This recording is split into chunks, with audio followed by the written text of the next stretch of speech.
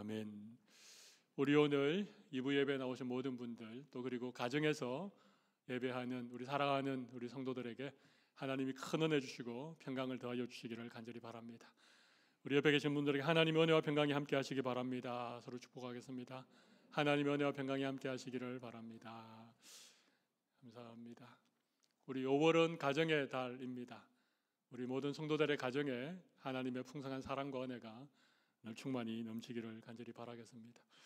우리 5월 달에 룻기를 묵상하고 오늘은 사무엘상의 말씀을 묵상합니다. 여러분, 룻기는 무너진 한 가정이 하나님의 은혜 가운데 어떻게 회복하는가, 그런 얘기를 우리에게 들려주었습니다. 흉년을 만나서 모압이라고 하는 이방 땅으로 이주했던 이 엘리멜렉의 가정에 찾아온 큰 불행과 비극, 남편이 죽고 두 아들마저 젊은 나이에 죽어버린, 정말 너무나도 큰 비극 앞에 무너져버린 그런 가정에 하나님께서 이렇게 그 가정을 다시 회복시켜주는 얘기가 룻기의 얘기였습니다. 좀 며느리를 배려하고 존중하는 시어머니 나오미와 시어머니를 사랑하고 존중하는 이 며느리 룻, 이 두 사람을 통해서 하나님이 어떻게 무너진 가정을 회복시켜 주는 것인가, 그런 얘기가 룻기의 얘기였다면, 오늘 우리가 생각해 볼 말씀의 내용은 정말 대단하던 한 가정이, 엄청난 집안이 어떻게 하루아침에 몰락하는가, 이런 얘기입니다. 정반대 얘기입니다. 룻기는 회복되는 가정의 얘기라면, 이 사무엘상에 나타나는 엘리 가정의 얘기는 대단한 한 가정이 무너지는 얘기입니다. 여러분, 엘리라고 하는 사람을 아시죠? 엘리는 이스라엘의 마지막 사사였습니다. 사사가 무엇인가 하면 왕이 없던 시대에 나라를 다스렸던 사람이 사사입니다. 판관, 저지입니다. 심판관이죠. 엘리는 사사였습니다. 이스라엘의 마지막 사사였습니다. 그런데 사사일 뿐만 아니라 엘리는 제사장이었습니다. 이게 무슨 의미인가 하면, 엘리는 한 나라의 정치적인 지도자였을 뿐만 아니라 한 나라의 영적인 지도자였습니다. 사사와 겸하여서 제사장의 직무를 가지고 있던 사람이었습니다.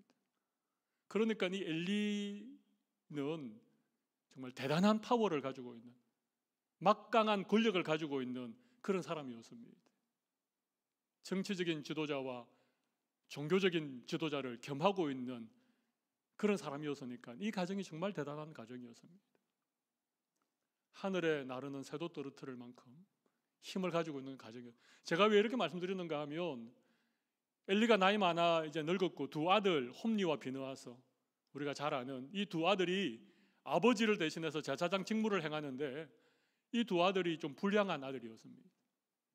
그래서 하나님께 제사 드리는 제물을 탈취하고 회막문에서 수정도는 여인을 겁탈하는 이런 참 질이 나쁜 범죄를 저질렀습니다. 이런 얘기가 백성들 사이에서 막 이렇게 회자되다가 엘리 제사장의 귀에까지 들리게 되어집니다. 근데 엘리가 두 아들을 부릅니다. 사무엘상 2장 23절과 24절에 보면 그런 얘기를 들은 엘리가 두 아들들에게, 여기 그들은 엘리의 두 아들입니다. 그들에게 이르되 너희가 어찌하여 이런 일을 하느냐, 내가 너희의 악행을 이 모든 백성에게서 덧노라. 24절, 내 아들들아 그리하지 말라. 내게 들리는 소문이 좋지 아니하니라. 너희가 여호와의 백성으로 범죄하게 하는도다. 이게 끝입니다. 엘리의 두 아들이 행한 악행이 엄청난 악행입니다. 백성들이 그런 얘기를 하고 있는데, 이 얘기를 들은 엘리가 처한 조치가 뭡니까? 두 아들 불러다가 니네들이 왜 이런 악행을 하느냐, 이런 얘기들이 백성에게 들리니까 백성들로 하여금 죄를 짓게 하는 것이다. 그게 여러분 끝입니다.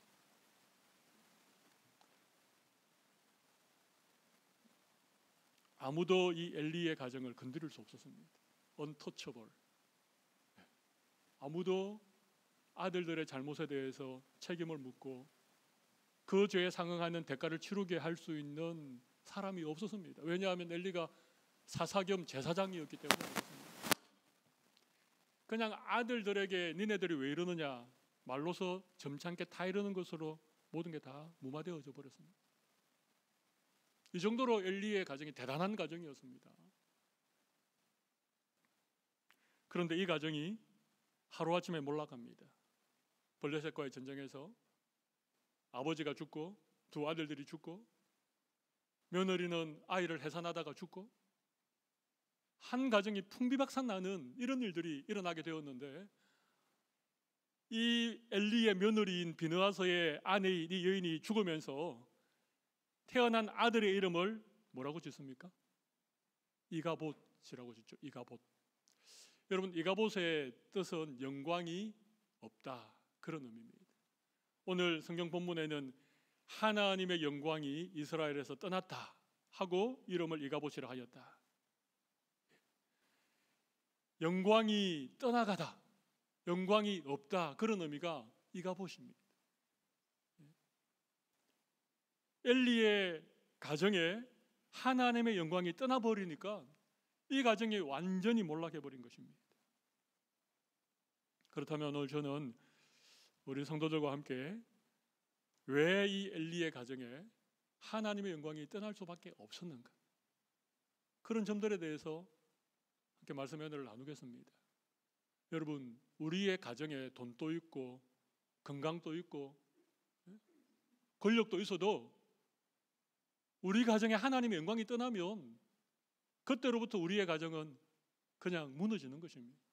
반대로 나오미의 가정처럼 모든 걸 다 잃어버려서도 하나님이 우리 가정 가운데 함께 하시면, 하나님의 영광이 우리 가정 가운데 임재해 계시면 우리 가정은 회복될 수 있습니다. 엘리의 가정에 하나님의 영광이 떠날 수밖에 없던 이유를 제가 몇 가지를 말씀드리겠는데, 이 말씀 들으면서 오늘 우리의 가정에 좀 적용시켜 보십시오. 우리의 가정에 하나님의 영광이 떠나지 않도록 적용시켜 보시면 좋겠습니다. 왜 엘리의 가정에 하나님의 영광이 떠날 수밖에 없었는가? 첫 번째 이유는요, 하나님의 제사를 멸시했기 때문입니다. 첫 번째 이유가 뭐라고요? 하나님의 제사를 멸시한 것 때문입니다. 우리 사무엘상 2장 17절 말씀을 한번 보시겠습니다. 사무엘상 2장 17절. 이 소년들의 죄가 여호와 앞에 심히 크면 그들이 여호와의 제사를 멸시함이었더라. 여기 소년들은 엘리의 두 아들 홈리와 비느하스를 말합니다. 이 두 아들이 하나님께 드리는 제사를 멸시했다는 것입니다. 제물을 가져오면 그것을 솥에 넣고 삶을 때에 새살 갈고리를 가져와서 그 제물을 이렇게 찍어서 나오는 것을 다 자기의 몫으로 삼았습니다. 레위기에 보면 제사장을 위해서 제물 가운데 일부를 제사장 몫으로 드리는 게 있습니다. 흔든 앞가슴, 요제로 드린 앞가슴과 든 뒷다리, 거제로 드리는 뒷다리. 그러니까 제물의 앞가슴과 뒷다리는 제사장의 음식이었습니다. 제사장의 몫이었습니다. 그런데 이 홈리와 비느하스는 어떻게 한다고요? 제물을 갈고리를 넣어서 거기에 달려 나오는 것을 다 자기의 몫으로 삼았다는 것입니다. 뿐만 아닙니다. 하나님께 제사 드릴 때의 제물의 기름은 반드시 태워야 했습니다. 내장과 기름은 반드시 태워야 했습니다. 그리고 나서 고기를 삶아서 이렇게 나누어 먹었죠. 속죄제 같은 경우는 다 불태웁니다. 화목제 같은 경우는 제물을 이렇게 함께 삶아서 제사 드리는 사람들과 제사장들이 함께 나누어 먹었습니다. 그런데 이 엘리의 두 아들들이 이 삶은 고기 말고 날고기를 가져갔다는 것입니다. 기름을 제하기 전에. 여러분, 고기를 삶아서 먹는 거하고 적절하게 지방이 붙어있는 고기를 잘 구워서 먹는 거하고 어느 게 맛있습니까? 물론 고기를 잘 삶으면 수육 같은 거, 가진 향신료를 넣고 잘 삶으면 수육도 맛있지만 적당하게 지방이 붙어있는 고기를 구워 먹으면 훨씬 맛있죠. 이 홈리와 비느하스가 고기 맛을 안 것입니다. 삶은 고기에 이제 물린 것입니다. 그래서 하나님이 정해놓은 제사의 원리들을 무시하고 날고기를 지방이 붙어있는 생고기를 가져갔습니다. 여러분, 이건 하나님의 제사를 무시하고 하나님께 드리는 제사를 멸시하는 행위였습니다. 이게 하나님 앞에서 심히 큰 죄악이었습니다. 하나님 앞에 이들의 죄가 심히 크면, 여러분, 이 하나님께 드리는 제물을 탈취하고 하나님께 드리는 제사를 멸시하는 것은요, 이건 큰 죄입니다. 이건 그 어떤 죄보다도 더 하나님 보실 때는 큰 죄인 것입니다. 이들이 그랬다는 것입니다. 이들이 왜 이렇게 했는가? 사무엘상 2장 29절 말씀을 한번 보실까요? 거기 보면 하나님의 사람이 엘리에게 찾아와서 하나님의 말씀을 대변하는데 이런 말씀을 합니다. 너희는 어찌하여 내가 내 처소에서 명령한 내 제물과 예물을 밟으며 내 아들들을 나보다 더 중히 여겨 내 백성 이스라엘이 드리는 가장 좋은 것으로 너희를 살찌게 하는가? 자, 여기 보면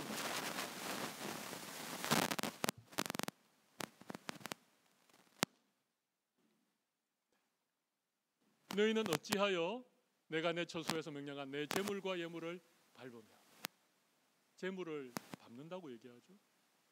그리고 네 아들들을 나보다 더 중하게 여겨.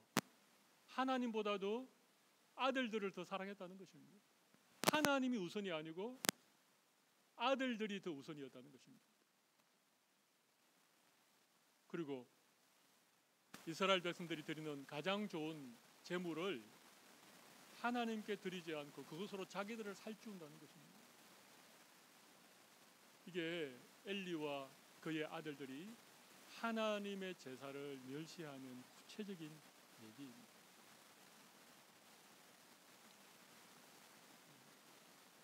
그러니까 이들이 제사를 드리는 목적이 정말 하나님께 최선의 것을 드리고자 하는 그런 마음이라기보다는 이 제물 가운데 좋은 것을 자기가 취하고자 하는 목적이 더 크다는 것입니다.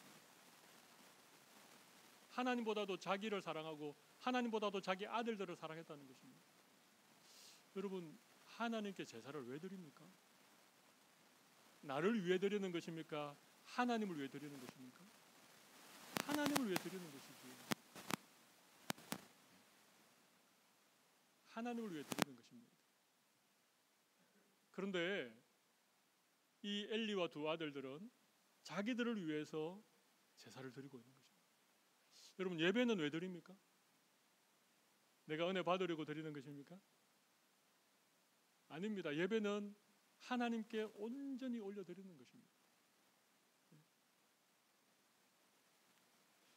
여러분, 이 시대만 그랬을까요? 엘리와 엘리의 두 아들만 하나님께 드리는 제사를 멸시했던 그런 죄를 지었을까요? 그렇지 않습니다. 이사야서 1장을 보십시오.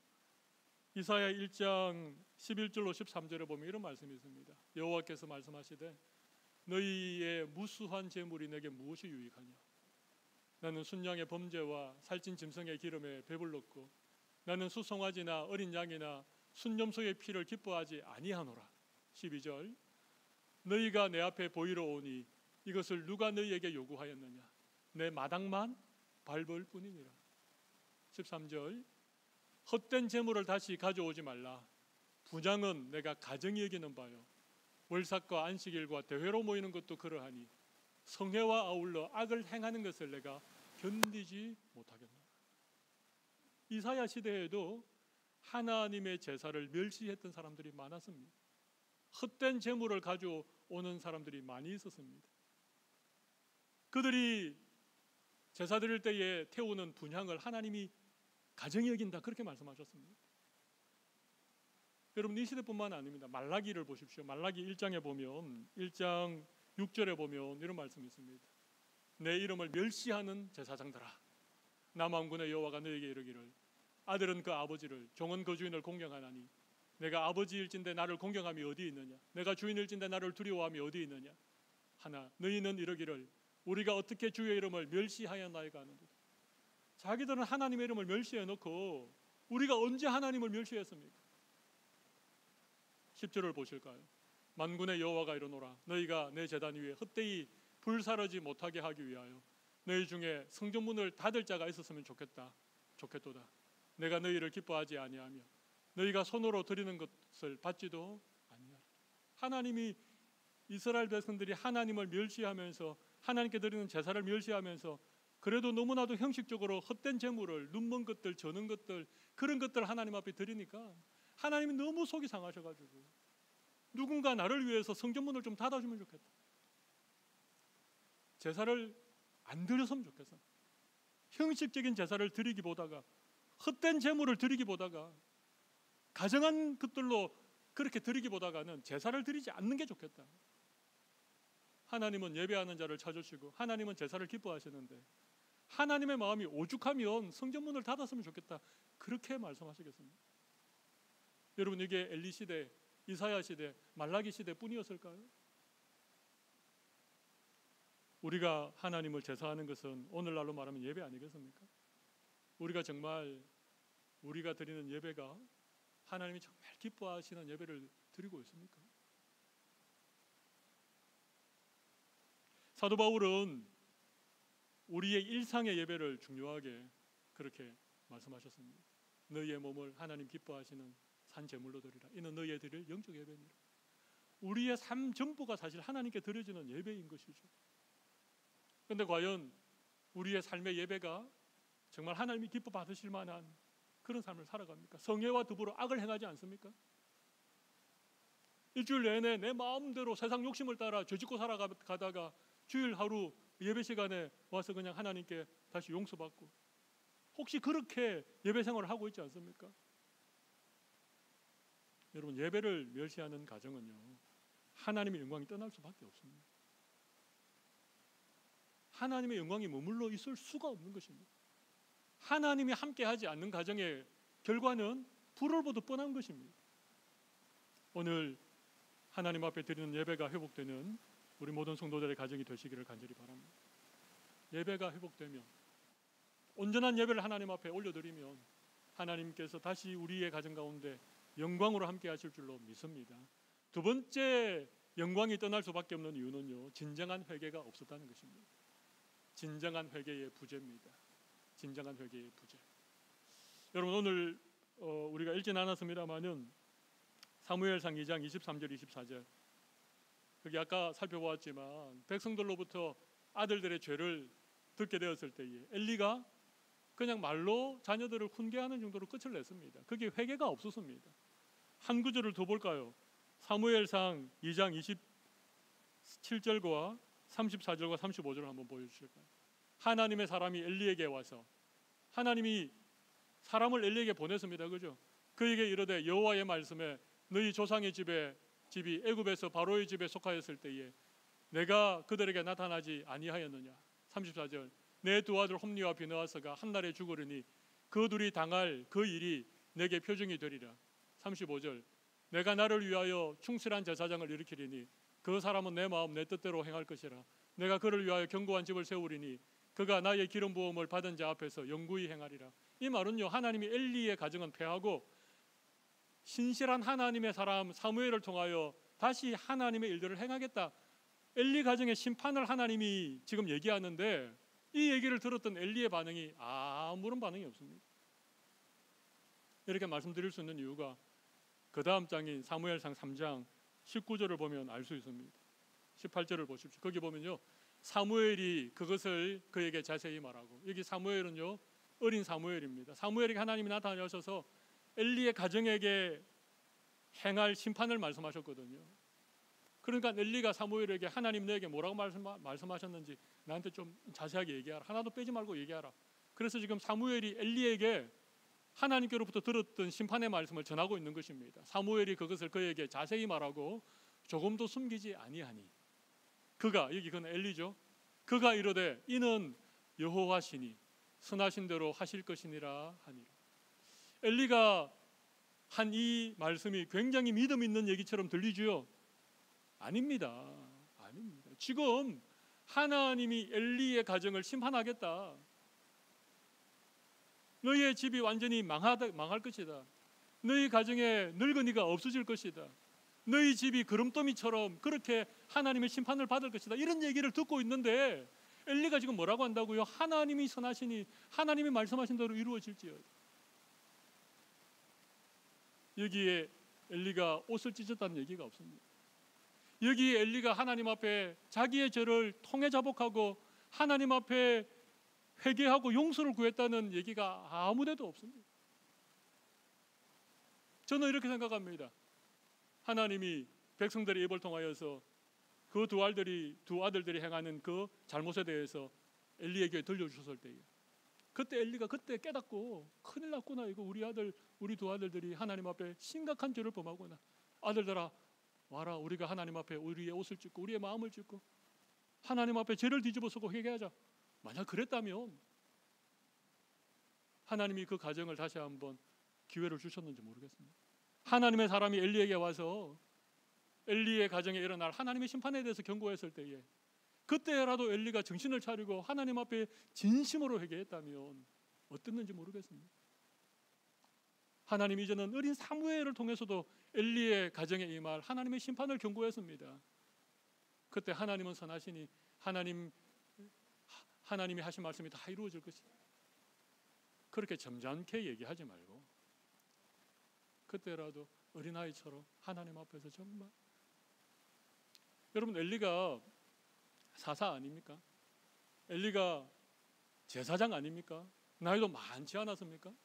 그러니까 이런 얘기를 들어도 그의 마음이 완악해지고 그의 마음이 너무 교만해져 가지고 회개할 마음을 가지지 못한 것입니다. 여러분 나이가 좀 들고 저처럼 이렇게 목사가 되면요, 저의 어떤 허물이나 저의 어떤 죄에 대해서 누군가 얘기하면요, 제가 기분이 나쁩니다. 기분이 나쁩니다. 아니 나한테 그런 얘기를 해? 그런 마음이 먼저 듭니다. 하나님이 어떤 사람의 입을 통하여서, 어떤 사건을 통하여서, 어떤 환경을 통해서 하나님 분명히 나에 대해서 경고하시는데, 내 죄에 대해서 얘기하시는데, 내가 목사기 때문에 내가 이제 나이가 뭐 들만큼 들었으니까 그게 그냥 마음에 찔림이 되고 나를 돌아보고 하나님 앞에 내 죄를 회개하는 쪽으로 가기보다가는 그냥 기분이 나쁜 거예요. 엘리가 지금 딱 그렇습니다. 엘리가 너무 대단한 집안이니까, 그가 너무 많은 권력을 가지고 있으니까 이런 얘기가 들리지 않는 것입니다. 여러분 이게 너무 심각한 것입니다. 오히려 우리가 너무 가진 게 없어서, 우리가 너무 보잘것없어서 하나님이 어떤 말씀을 하셔도 그냥 겸손하게 그 말씀을 우리가 받아들여야 되는데, 언제부턴가 내가 가진 직분 때문에, 언제부턴가 내가 가지고 있는 배경 때문에 그게 안 들리는 것입니다. 우리 예수님은 이런 말씀하셨습니다. 심령이 가난한 자는 복이 있다. 심령이 가난한 게 뭐겠습니까? 이어서 예수님은 애통하는 자는 복이 있다 그랬습니다. 여러분 심령이 가난한 자만이 애통할 수 있습니다. 마음에 세상적인 교만이 가득 차 있으면요, 하나님이 경고하는 말씀을 무시할 수 있습니다. 지금은 가슴을 치고 애통해야 되는데 뭐 그 정도쯤이야. 그러면서 모든 기회를 다 놓쳐버리는 엘리의 가정처럼 될 수 있다는 것입니다. 회개는 우리가 평생토록 해야 되는 일입니다. 하나님 앞에 회개할 수만 있으면 하나님은 다시금 우리에게 기회를 주십니다. 근데 회개하지 않으면 하나님도 더 이상 기회를 줄 수가 없습니다. 여러분 엘리의 가정이 왜 하루아침에 그렇게 폭삭 망해버렸습니까? 진정한 회개가 없었다는 것입니다.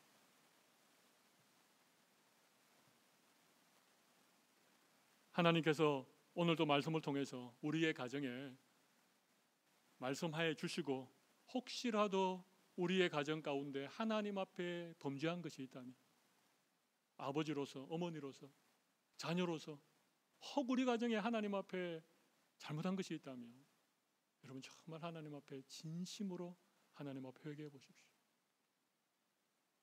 거기에 저는 희망이 있다고 생각합니다.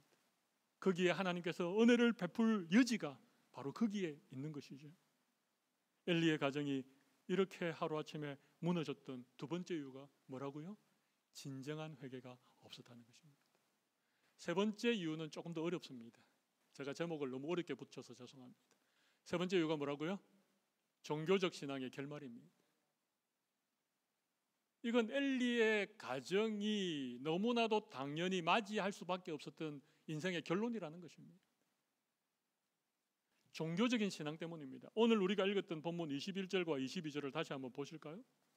거기 보면 이런 말씀이 있습니다. 이르기를 영광이 이스라엘에서 떠났다 하고 아이 이름을 이가봇이라 하였으니 이는 하나님의 괴가 빼앗겼고 그의 시아버지와 남편이 죽었기 때문이며 또 이르기를 하나님의 괴를 빼앗겼으므로 영광이 이스라엘에서 떠났다 하였더라. 자, 지금 이 비느하스의 아내가 죽어가면서 이가봇이라고 했는데 하나님의 영광이 떠난 이유를 어디에서 찾고 있습니까? 여호와의 괴가 빼앗긴 데서 찾고 있습니다. 그죠? 뭐 시아버지도 죽고 남편도 죽은 그런 이유이지만 21절과 22절에 반복되는 말씀은 하나님의 괴를 빼앗겼기 때문에 하나님의 영광이 이스라엘에서 떠나갔다. 그렇게 얘기하는 것입니다. 여러분, 그나마 하나님의 영광에 대해서 관심을 가지고 있었던 유일한 여인은 엘리의 며느리였습니다. 자기가 죽어가면서 아들을 낳았는데 그 아들을 이가봇이라고 그렇게 이름을 지을 만큼. 근데 제가 다시 한번 여쭤보겠습니다.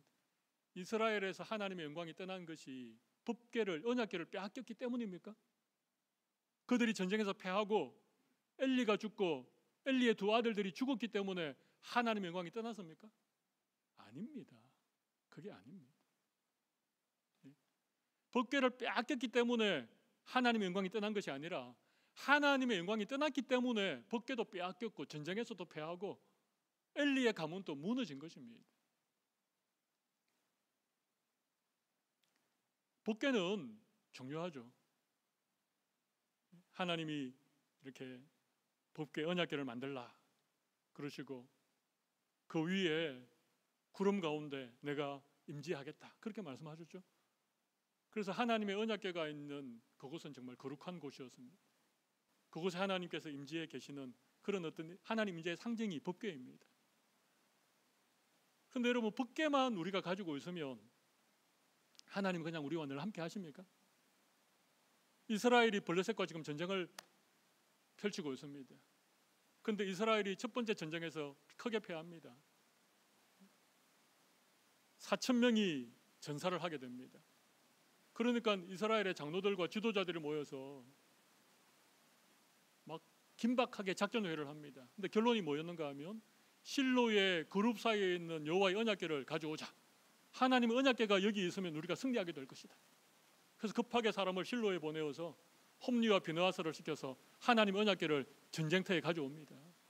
하나님의 언약궤가 왔다는 소식에 이스라엘은 막 사기가 충천했고 블레셋 사람들을 주눅이 들었습니다. 그런데 결과는 어떻게 되었습니까? 결과는요, 첫 번째 전쟁에서보다도 더 비참하게 이스라엘이 패했습니다. 3만 명, 첫 번째에는 4,000명이 죽었는데 두 번째 하나님 언약궤가 이스라엘 전쟁에 있음에도 불구하고 여러분 3만 명이 전사했습니다. 그리고 법궤도 빼앗겨 버렸고 그리고 홈리와 비느하스는 죽고 그 소식을 들었던 엘리는 의자가 뒤로 넘어져 가지고 목뼈가 부러져서 죽었습니다. 여러분, 이스라엘의 백성들, 그들의 장로들, 그리고 대제사장의 엘리, 그리고 홈리와 비느하스조차도 하나님의 언약궤를 마치 이것을 어떤 무슨 도깨비 방망이, 황금 열쇠 이런 것처럼 생각한 것입니다. 이것만 있으면 하나님 우리와 함께 하시고 이것만 있으면 우리가 이길 것이다. 여러분, 이게 너무나도 미신적인 신앙입니다. 이게 그냥 종교적인 신앙에 불과한 것입니다. 언약궤는 그런 것이 아닙니다. 그죠? 언약궤 그 자체가 이스라엘 지켜주는 것입니까? 아닙니다. 하나님이 함께 하시고 하나님의 영광이 이스라엘 가운데 머물러 있을 때에 이스라엘이 승리하게 되는 것입니다. 법궤를 가져왔다고 우리가 이길 것이다. 여러분, 이게 너무나도 형식적이고 너무나도 종교적인 믿음을 이들이 가지고 있었던 것입니다. 하나님께 그냥 제사를 드리고 있으니까 안심하고 있었던 것입니다. 절기를 지키고 있으니까 그것에 그냥 만족하고 있었던 것입니다. 우리가 예배 잘 드리고 11조 꼬박꼬박 드리고 교회에 어떤 봉사하고 있으면 하나님이 우리 가정에 복을 주실 거야, 그런 막연한 믿음을 지금 가지고 있었던 것입니다. 여러분, 그건 엄격한 의미에서 믿음이 아닙니다. 그건 그냥 종교성입니다. 종교심입니다. 종교심. 종교적인 신앙이죠. 하나님은 이스라엘 백성들에게 그런 믿음을 요구하지 않으셨습니다. 인격적인 믿음을 요구하셨죠. 그죠? 우리가 하나님을 믿는다라고 할 때에 하나님이 원하는 믿음이 뭔가 하면 하나님을 인격적으로 믿는 믿음을 말합니다. 인격적이라는 말을 제가 지난주에도 드렸는데 오늘 또 드리겠습니다. 인격적인 믿음이 뭡니까? 하나님과 나와의 1대1의 관계 속에서 가지는 믿음, 그게 인격적인 믿음입니다. 1대1입니다. 1대1, 하나님과 나와의 1대1의 관계 속에서 갖는 믿음, 이게 인격적인 믿음이에요. 1대1의 관계가 뭔가 여러분 잘 이해를 못 하시는 것 같은데 제가 예를 한번 들어보겠습니다. 어떤 사람을 만났다고 칩시다. 특별히 연애 시절을 한번 떠올려 보십시오. 좋은 연애의 추억이 있는 분도 있고 없는 분도 계시겠지만 그냥 한번 생각을 해보십시오. 어떤 남자가 한 여자를 만났습니다. 이렇게 만나보니까 참 괜찮아 보입니다. 그죠? 그래서 서로에게 좋은 감정이 생겼습니다. 그런 느낌들이 조금 더 발전해서 이제 두 사람이 사랑하게 되었습니다. 여러분, 이러면 이 두 사람과의 1대1의 관계가 맺어지는 것입니다. 맞습니까? 이게 여러분 하나님과 우리 사이의 믿음이어야 된다는 것입니다. 내가 어떤 사람을 정말 사랑하게 되면 어떻게 됩니까? 어떻게 됩니까? 그 사람의 말을 잘 듣습니다. 그죠? 그리고 그 사람이 좋아하는 말을 하고 그 사람이 좋아하는 행동을 나도 하려고 노력합니다. 아닙니까? 그 사람이 기쁜 일이라면 내가 뭐라도 할 수 있을 것 같습니다. 왜? 내가 그 사람을 사랑하기 때문에. 이게 하나님이 원하시는 믿음입니다. 우리가 하나님을 사랑한다라고 말할 때에 우리의 마음에 하나님이 좋아하시는 것을 하고 싶은 마음이 막 생기는 것입니다. 하나님이 싫어하는 것은 나도 안 하려고 노력하는 것입니다. 하나님을 만나기 전에는 내가 좋아하는 것들이 많았지요. 그죠? 대부분 나를 위해서 살아오고. 근데 하나님을 만나고 하나님을 알고 하나님을 사귀고 하나님과 1대1의 그런 믿음의 관계를 가지고 난 다음부터는요, 내가 좋아하고 내가 하고 싶은 것, 이것보다는 하나님이 좋아하시는 것을 하는 것이 나에게 더 큰 기쁨인 것입니다. 그게 의무가 아닙니다.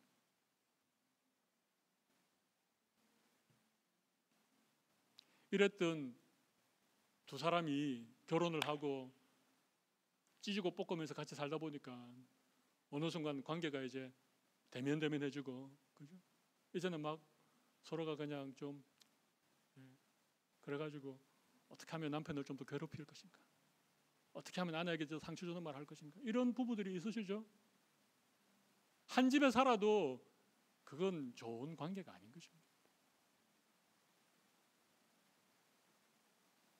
사람과 사람의 사이는요, 그럴 수 있습니다. 한때는 좋았는데 갈수록 안 좋아질 수도 있습니다. 근데 하나님과 우리의 관계는 그렇지 않습니다. 하나님은 알아가면 알아갈수록 더 귀한 분이십니다. 하나님께 가까이 가면 갈수록 하나님 더 사랑할 수밖에 없는 분이십니다. 그래서 믿음이 깊어진다는 것은 다른 게 아닙니다. 뭐 신앙생활을 더 열심히 하고 무슨 봉사를 더 많이 하고 그런 것은 믿음의 한 측면이긴 하지만 그게 다는 아닙니다.